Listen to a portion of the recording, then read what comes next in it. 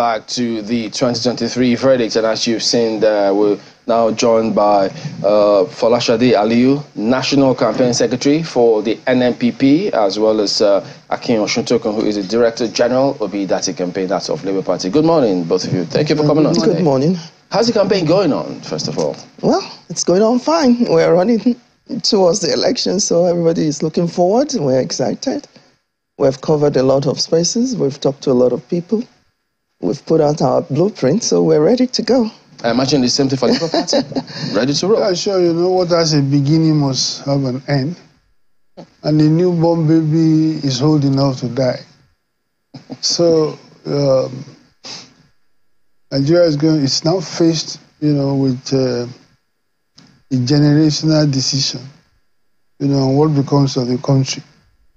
It's going to be a make or my election, and I hope that we get it right. Is there like a different feeling? Because I know the Labour Party, NNPP, different mindsets and different expectations from the people, even from party members, compared to the APC and the PDP. So people trying to see what happens to both of your parties. So for you, how is that expectation? Is it a heavy weight to carry? Well, I wouldn't say so much of a heavy weight to carry, in the sense that we've prepared for this. We've been planning and we have been strategizing, we've been communicating. And the only thing that I see really is that towards, going towards the election, some parties will come up with all kind of unexpected strategies, some nonsense going on the social media. And I want to use this opportunity that we have prepared for this. And like I said, we are telling Nigerians one-on-one and in groups what we have for this country. And like I said, distinguished Senator Rabi Musa Kwankwaso is ready to work on the first day. And is the kind of leader that we need in Nigeria. So the issue of Kwankwaso is stepping down for merging with Tinubu, stepping down for Atiku, it's absolute nonsense. It's not going to happen. It's not going to happen. It's just the strategy of some mischievous, group of people. I mean, as I'm speaking with you, he's on the road. He's talking to people. And I told you, the last time I was there, I said we have gone through maybe 450, now about 600 plus. Local government. Does that seem like somebody that wants to step down? We are not stepping down for anybody. NNPP is not merging with anybody. If you have something to offer Nigerians, let them know what you have to offer to them. If you don't have anything to offer, go home and sleep. Let me come to you, Mr. Osuntokun. You were a bit, I don't want to, well, just to dispel all doubt, what exactly did you mean by a newborn baby is old enough to die? Just that what has a beginning must have an end. Whether it's a newborn baby or an old man. Okay, I think that clarification is very important. I'm just a little curious. Yesterday, we saw the endorsement of the ADC for your candidate. I don't know, had there been any previous discussion in that regard? And are we going to see any more in the coming days? Of course, there has been various, there have been discussions, not only with ADC, but with other parties. And that, I think, same goes for all other parties too. The more the merrier. I mean, if PDP wants to join with us today, we'll be very happy, to accept them, or NNPP, or, But what is more important, what is more interesting, or what is more compelling, is that almost every poll, or endorsements pouring in, for our candidate Peter Obi. Everybody cannot be wrong. Last day or 2 days ago, the London Economist, had a leader, what they call editorial leader, an opinion on who should be Nigerian president, and said the best choice by a wide margin, is Peter Obi. Were these elections to be determined, by what is good for Nigeria, in all respects, right? I think no candidate comes near, the Peter Obi candidature, none whatsoever. As I keep on, insisting, is that the problem of Nigeria has been more fundamentally is political mismanagement. We mismanaged our diversity. We have managed what should be a strength. We have turned it into a dysfunction, which subverts our collective will. You see, and this is brought out in almost all the other tickets with due regards to my friend there, and that is all the tickets, right?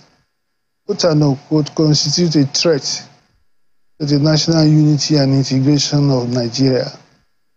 All of them have been compelled to explain why they think that their kind of ticket is suited for Nigeria at this time.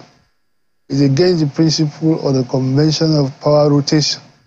At least two of them chose their presidential candidate from the same constituency that President Buhari comes. Now, this is not good unless you don't believe there is any logic to the idea of power rotation between the North and South. If there is a logic to it, then anybody, any ticket that defies that, right, essentially challenging the notion of Nigerian unity. If you want to proceed from the premise of the national unity of Nigeria, which everybody mouths around, right? Nobody from the same constituency as Buhari should be vying for the presidency today. And indeed, one of them, Atiku Abubakar, said that he should go to the Southeast. What he said was that if there's anybody, if there's an agreement that it should go to the Southeast, he will step down. Of course, that didn't happen. And then they went on, to reinforce, the sectionalism of their ticket by insisting that the chairman of the party, who comes from the North as well, should remain, So the idea, the signal of disunity is being reinforced at every point in time. And they have their Director General as the Sokoto governor, who is from the same North. So by any measure of imagination, it's a ticket that poses a threat to the national unity of Nigeria. The twin is the APC. We have had, to put it mildly, a very devastating religious division inspired crisis in Nigeria for the past 8 years or so, and it's still going on. Now, against that background, you will imagine that any responsible ticket who has a love of Nigeria at heart will take that factor into consideration and try to mitigate his ticket with a choice that is more unifying. But what do we have? The presidential candidate deliberately, he was not coaxed into doing it. It was not impeded into it. Deliberately chose another Muslim, a Muslim ticket. Now, what is the intention, right? They are raising the desire of winning by doing what is right. They are doing what is wrong. Right? They want to win by doing what is wrong, rather than potentially losing by doing what is right. So it is what is in their own selfish interest, rather than the interest of the country as a whole, that the tickets are constituted. All right. Is this something that the NNPP has ever considered? Is it impacting your campaign in any way? The fact that it says your candidate threatens or questions that unity of the country? Well, first, let me borrow from what he just said, that everything that has a beginning must have an end. We believe at NNPP, we believe that the issue of religion, the issue of sectionalism, the issue of tribe and so on and so forth should not be a factor to govern this country.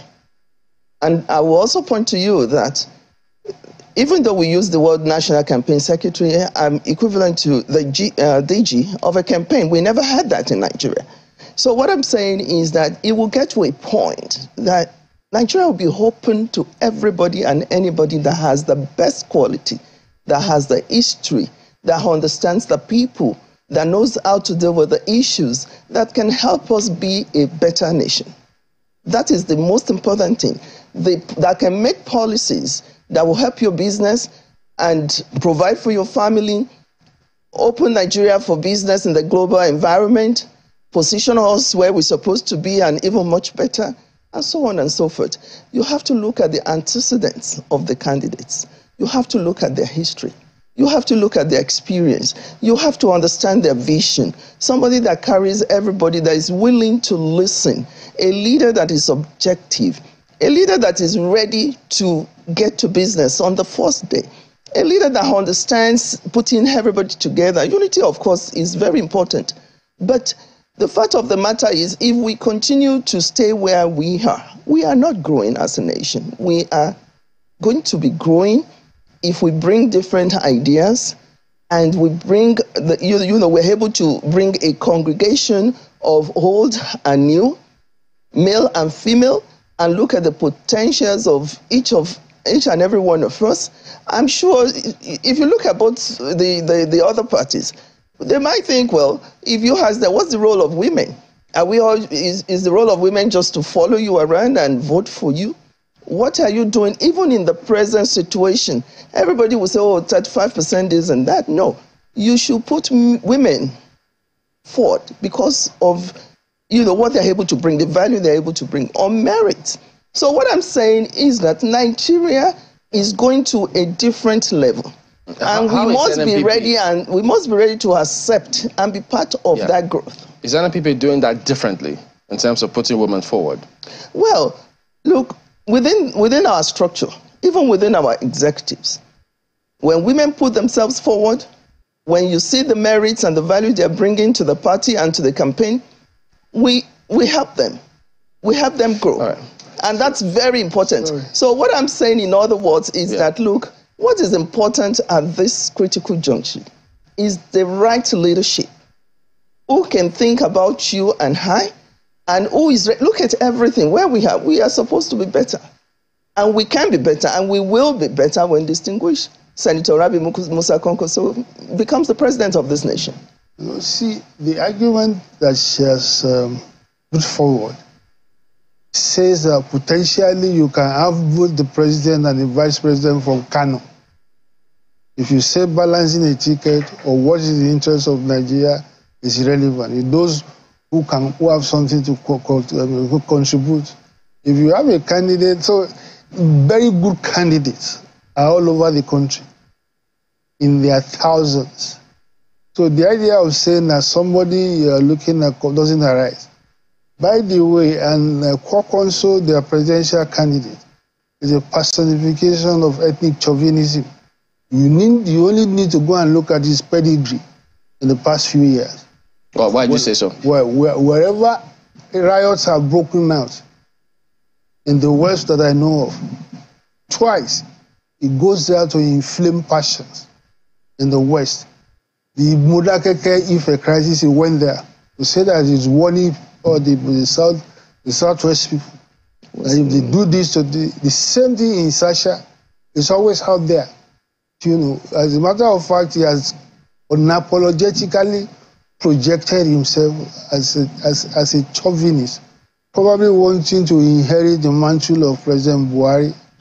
But most is important, we might as well, something like federal character is enshrined in the Constitution. The principle of federal character is an affirmative action. If you say you want to do anything by merit or whatever it is, you won't have federal character or quota principle or equity in the Constitution. It is interesting how you say all of this. I mean, is it because... Excuse me, can I say something about what he said about Modakeke? He was invited and he was able to help to calm the situation. You know that most of our supporters are grassroots based, and you see them everywhere across this nation. So he was invited and he went there and he did what was right to be able to calm the situation. So it's not the issue of going there and inflaming more wound to, putting petrol on what is. No, that's not his character. That is not the person. I mean, that's not the character of the person that I know. punch in a co-councillor's name on Google, and you will see what will come out from there. Anybody can put anything online, for God's sake. What I want to, take on is the fact that your candidate, that's the presidential candidate of the Labour Party, continues to market himself, not because it is the turn of the Southeast. He continues to emphasize that people shouldn't vote for him because he is from the Southeast, but because he is the best man to do the job. That's what your candidate continues to market. If that is a criteria by which he is asked that he be judged, doesn't it just make sense that all of the candidates be judged on their ability to be able to do the job? No. The fact that he fulfills one of the criteria doesn't mean that criteria is not important. It's not about him.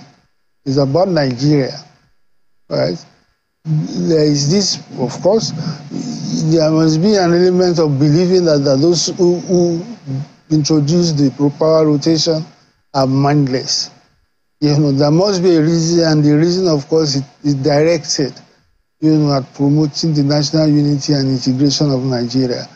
And the reason, of course, is that if you are to rely on the principle, on the majoritarian principle, right, it is possible to be producing the president from one section all the time. And again, this, of course, features in the argument for Atiku Abubakar's ticket, that only another Muslim, can win the presidential election in Nigeria. Right? And by the same token, Tinubu was responding to the same impulse that you got to have this kind of people on your ticket, and the category of people on your ticket before you can win. Obi has not marketed himself as representing, it is those of us, I'm a student of Nigerian politics, who make that observation.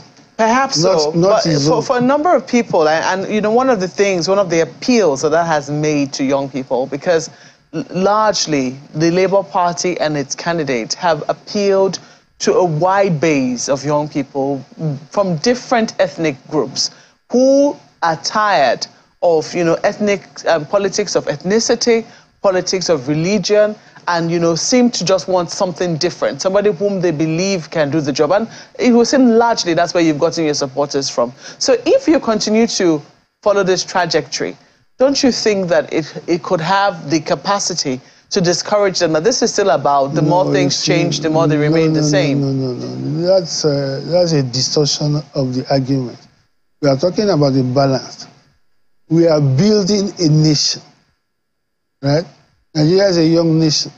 We are building a nation. The first thing you want to observe is that every section of that nation has a sense of belonging. Equity, fairness, and freeness demands that, or else we will not end up with anything. And look, the politician power didn't come out of the air, right? It's against the political history of Nigeria, the context in which that is represented. Of course, I keep on saying, the fact that you believe that this is what represents balance in this instance is somebody from Northern Christian or whatever, doesn't rule out competence or merit. The people you are talking, you don't need to vote for. I'm not saying that you should vote for Obi, right? On the basis of the fact that he's Igbo. He has he ticks all the boxes. What I'm saying is that against the background of what Nigeria has experienced in the past 7 years, especially, the divisiveness, you have had the saying that Nigeria is more divided now than before. So if you are responding to a premise of division, the instrument that you use is to find something in which everybody has a stake in that, okay, I'm represented here, I'm represented here. As I said, that is why the federal character principle is enshrined in the Constitution. Otherwise, it is potentially possible that you have all on the basis of merit. You may have all federal appointments coming from the second section of the country. Let's bring in our colleagues in Lagos. I'm sure they'll have questions for you as well. Go ahead. Thank you, Chamberlain. Good morning, Mr. Oshintoku. and Mrs. Aliu. I'll start with you, Mr. Oshitoko. News filtered in over the last 24 hours about INEC and the partisanship status of one of the major stakeholders in the elections in Lagos, the court barring INEC from routing sensitive materials through that person. Since we're in injury time now, I'd like you to help us understand, perhaps, were there any conditions, for that matter to be resolved before it got to that level where the Labour Party had to resort to using the courts? And add to that, in terms of preparation, are you satisfied? And I'll also bring that to Mrs. Aliu. Are you satisfied with INEC's decision now to route sensitive materials through the CBN, having expressed concern sometime mid-last year about keeping the materials with the CBN because of the purported partisanship of the leadership of the bank? So perhaps you should just address those two issues. Yes, of course. I mean, look, there's this saying that justice must not only be done, but it must be seen to be done. Actually, it baffles, this kind of thing baffles me, that you have somebody like that, an MC Oluomo, with all the negative associations with one of the presidential candidates, and sees nothing in going ahead to engage that person essentially as to distribute ballot. Look, it defies logic why anybody would believe that there's something wrong with that. Now, the rec you are talking about, as a matter of fact, defended it at the time that there was something wrong with it. But you see, that rec, of course, again, the Resident Electoral Commissioner, right?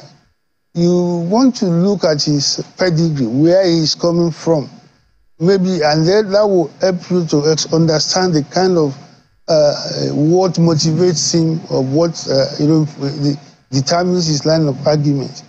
His pedigree, his last destination before he came to Lagos was that he was the Resident Electoral Commissioner in Osun State in 2019. We all know what happened with that election. There was a travesty of justice. I mean, using one or two or three, declaring an election inconclusive, so that it gives you room to manipulate. So he had been involved in that controversy, and then you bring that kind of person to Lagos. Lagos is easily one of the most sensitive places you can have. And of course, no sooner had he gotten there, I don't know if you now found that he's been true to himself, by appointing or supporting the appointment of MC Oluomo as a distributor of election. It's like having a cat to guard a rat, So I wonder the logic, behind that. And of course, the one mitigating step that I think the government has taken was to change the commissioner of police in in Lagos State. Now, of course, next to INEC, the other significant factor in the conduct of elections are the security people, especially the police. Now, of course, look, we know the capacity of those political leadership in Lagos, to subvert, any election by concentrating on key participants to sway the election on their behalf. So now that we have had a change of commissioner of police, whatever Mr. Agbaje is deciding, is preparing to do, that will subvert the election, can be effectively checked at that level. So that gives us an element of hope, but as I said, I will not. There are some things that when you first hear them, you dismiss it that this cannot be possible, and then you go and discover that is precisely the situation. I'm saying that how can anybody, even if it is not MC Oluomo, if it applies to the other parties, somebody that is known, and plays the role of a Muslim man, in subverting the elections in Lagos, is now appointed as a rep. I mean, look, that is absurd. It is illogical, given the circumstances in which we want to have a free, fair, and credible election. Mr. Oshutokun, what I really want is for you to, fill us in on details of this case, particularly because, there are other reports suggesting that INEC had denied any contract with this said individual. And, if INEC was also represented in that suit, so that we have clarity on that particular issue. No, but you said that the role has been reassigned to the CBN. The situation, of course, is that one of the institutions that controls transportation in Lagos, one of them, NURT, and the other one that has been newly created by the Lagos state government. One of them, the newly created one, is under the leadership of MC Oluomo, who was engaged, to do this stuff. But I think, I think that the role now has been attributed to the CBN. But let me say this: it is possible there is an out chance that the retention of Oluomo may not be able to do what, if that is his intention, to influence the election negatively or do anything. But all logic points to the fact, and I say that particularly the election, particularly in that, if you want people to have confidence in the conduct of elections, you do everything in your power, to make all the arrangements as open and as non-discriminatory as much as possible. But not to... Of course, one will have to wait to see, Mr. Oshutokun, because, if you would also remember, just a second, INEC had said that they will need more than 138,000 vehicles, which isn't owned by one man, and they're going to sign in contracts with each one of these drivers and vehicle owners, one after the other. The only thing anybody or association is doing is to help track, in case of lateness, what they are going to be doing, where they are, so that they can fish them out. But that's beside the point. Let me ask Mrs. Aliu this next question. Now, a number of people would also naturally say that these campaigns have not been generally, across all party lines, including your party as well, have been a lot more about quenching fires and solving conflicts, resolving conflicts, as opposed to being on the core issues of the elections. And this has been the system over time, that we seem to just pay attention to debunking fake news, solving problems, resolving issues around sentiment, as opposed to talking to the issues of governance and expectations of parties, of Nigerians, from the political parties, your candidate inclusive. What is your take on that, particularly given the fact that we have only been hearing the voice of your candidate in most cases, while and that's been the story for every other candidate, just one or two that are saying, look, I'm not going to be doing this alone. What's your response to that one? Well, thank you very much. For us, we have, as much as possible, stay out of distraction. And you will see that anywhere that you have seen any of our spokesperson and even our presidential candidates and our other candidates across the nation, we have been talking to people on issues. We have been focusing on our pledge or pledges to Nigeria. We have been focusing on what exactly we have on our tray to serve Nigeria, to create support for people, to make Nigerians more comfortable, to make the economy more vibrant. But at the end of the day, no matter how much you try to do that, you will still find that some issues will come up. And there's some issues you pay attention to. There's some issues that you are going to, just let it low. Yes, social media is good for all of us, but it could be good and bad. And based on what you have just asked me, I also want to reiterate the fact that when we're talking about the unity, we're talking about what we are going to do for Nigeria and the Nigerian economy, what's going to make your business, my business prosper, no matter how little or how big. We also have to look at the issues of violence across the nation. I will tell you that after we signed the first peace accord that was organized and managed by the National Peace Committee, we at NNPP is the only party that was not found wanting in one way or the other. In some part of this country, as I speak with you, you cannot go and campaign. If you are talking about national unity, that means that every one of us should have freedom of association and freedom of movement. So what I'm trying to tell you is that our focus is how to bring governance to the grassroots, to Nigerians, for Nigerians to participate, to understand what is going on. And the fact of the matter is that for some of these parties, they really don't, and like my principal, distinguished Senator Rabi Musa Kwankwaso had said, if you are campaigning on tribe or religion, it's not going to work. The fact of the matter is that right now in Nigeria and across the globe, we understand the issue that we are going through as a people and as a nation. And we try as much as possible to remain focused. And even if you see a lot of the interviews that we've been doing, we have been talking about issues of health, the issues of community participation, how you can participate, the issue of leadership, the issue of health, and even security. But you find that when people don't have plans, it's one thing to have your blueprint or manifesto, it's for you to be committed and be disciplined enough and understands what's in that blueprint.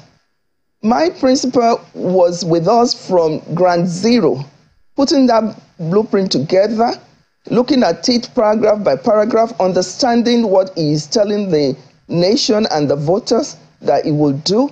And he said it is going to be done based on trust. Because when you say conconcia, for instance, they say amana is trust. What we need is a leader that we can trust. Yes, nothing happens in a day, but you have to be able to understand the fact that you need to put the right people in the right place. You need to look at the merit of people. You need to understand what is going on the street. You need to have solutions for those things that are going on the street. So for us, we are not being distracted. But I will tell you that what is happening in Lagos, especially with this issue of transportation, we understand what INEC is saying. And the fact of the matter is that the civil society organizations, the political parties, the candidates, and even every one of us, the voters, we need to engage. We need to open our eyes and our ears. But the way to go about it is not through violence. Violence is destroying people's properties, is not going to make anything good for any of us. So my plea is that as we go into these elections, gradually is winding down in terms of the campaign. Let the leadership of all of the political parties be responsible enough to be accountable and to take responsibilities and to be able to communicate effectively and peacefully among their supporters. All right, well, Unity madam, let me ask you. to us, but it doesn't mean after election. It starts from now. Yes, my apologies for butting in. But, you know, there was something you were speaking along the lines of grassroots mobilization and all of that. Now, it just begs the question of the impact the NNPP had made before today, you know, because, as you're well aware, we've been in this Fourth Republic for 24 years now. And what is going on right now is it's only natural for people to say, when are we going to stop experimenting and actually start getting development to the people?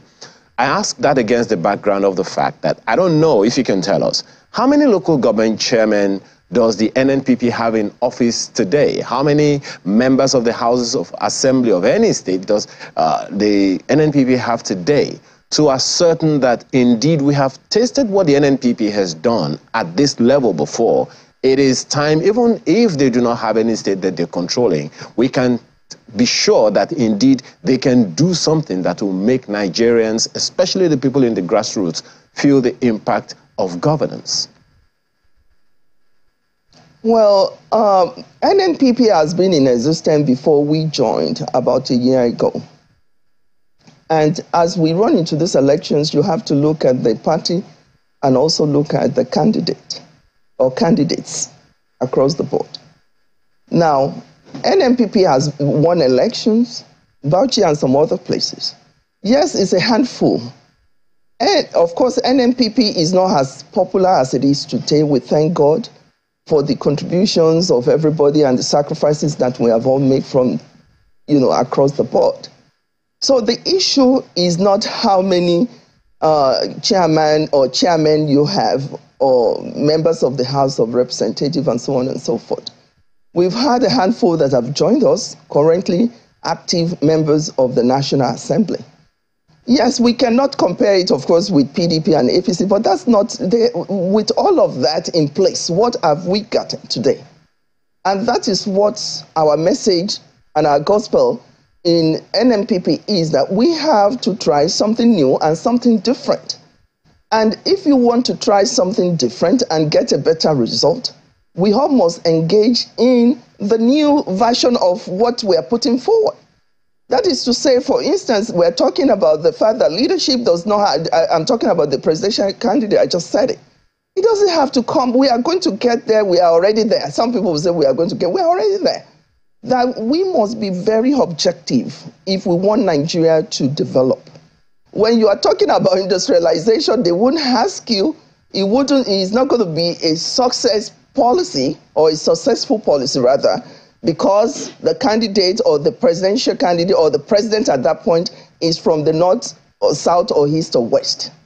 Now, so what I'm trying to tell you is that we are grassroots based.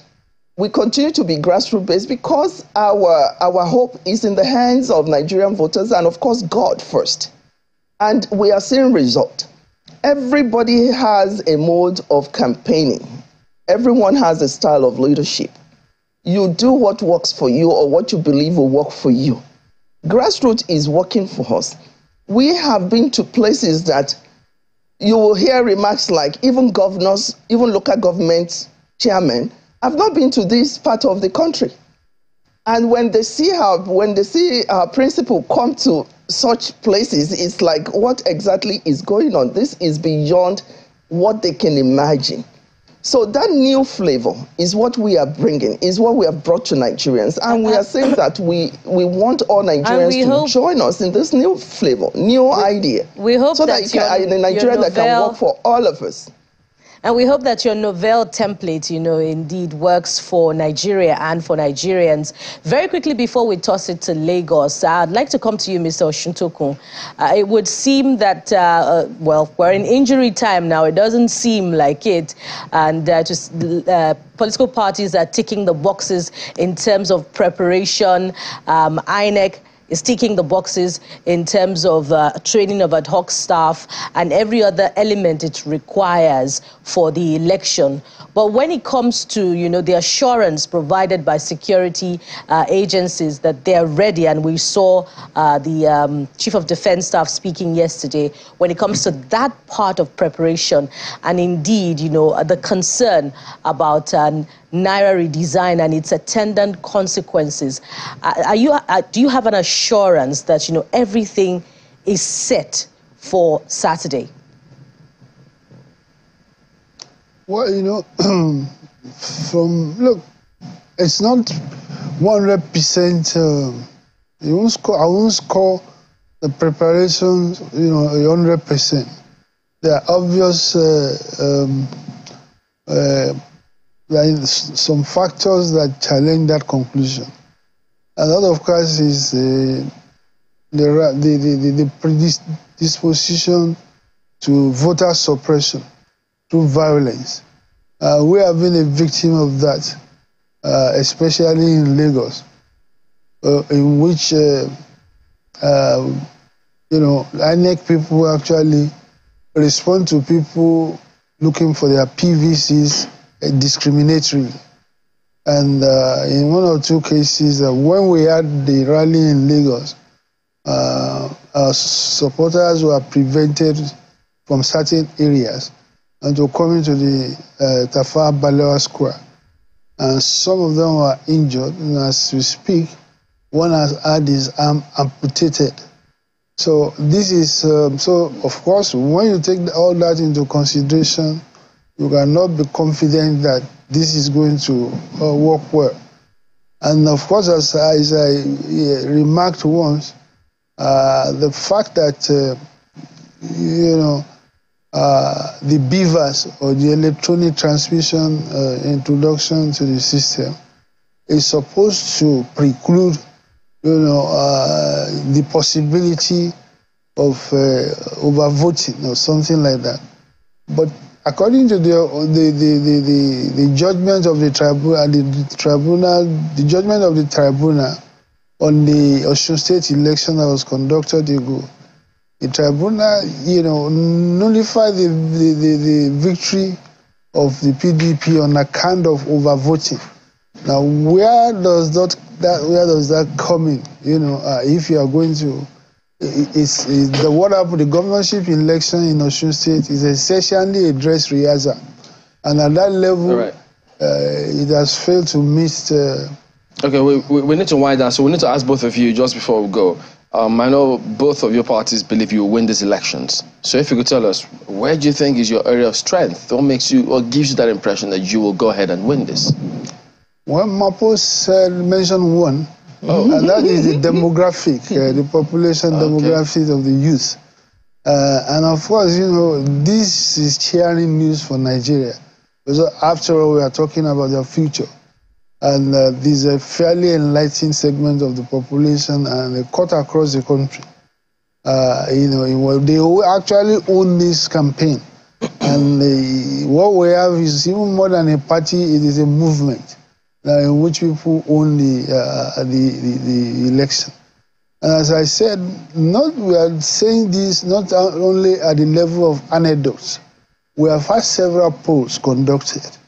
In almost all of them, our candidate is called as a leading candidate.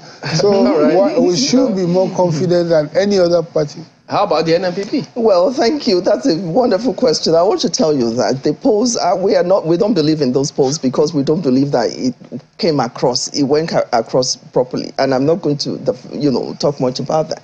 But also what I want to say is that if LP, the Labour Party, is talking about campaigns, we have been to Lagos several times, and you need to see the sea of people. And there was no record of violence whatsoever. And I want to tell them that charity begins at home. Even for us to go to certain, particularly Southeast, to campaign, it's something else. We kept changing and changing. We had our Southeast rally last week in Abakaliki. Before we get to that point, we thank God it was a huge success. So let them talk to the people that believes in them, in the sense that when you're talking about the national unity, you are talking about the election, we are talking about participation of the voters. Right. In terms of the demographics that we believe we will win this election squarely, the first round, and we believe that we have enough voters across the nation. And we are appealing to all our voters that please stay away from violence. And if they give you money, please take it. Whatever it is they offer you, take it. But vote your conscience. It is important that we vote our conscience and do not sell the future of your children and even your own future. I just want to say they have a conscience if they take the money. Well, if they take the money because, it belongs to them. It belongs to them in the first place. There you go. And for those who are talking about the fact of the new notes, we don't have any money in the basement to convert, so we put all ours on the table. That's one topic you should have. So let them keep complaining, let them bring out the naira and the dollars. Your campaign is not stopping. Both of you are saying still campaigning. So it means those one complaining about the new current. Okay, well there you go. Mr. Akion Shudokun is the DG Obidati campaign of that Labour Party, and then Folashade Ali, National Secretary of the NNPP, National Campaign Secretary. Thank you both, and all the best to both. Thank you. Thank you very much. All right, we will be back in a moment. Stay with us.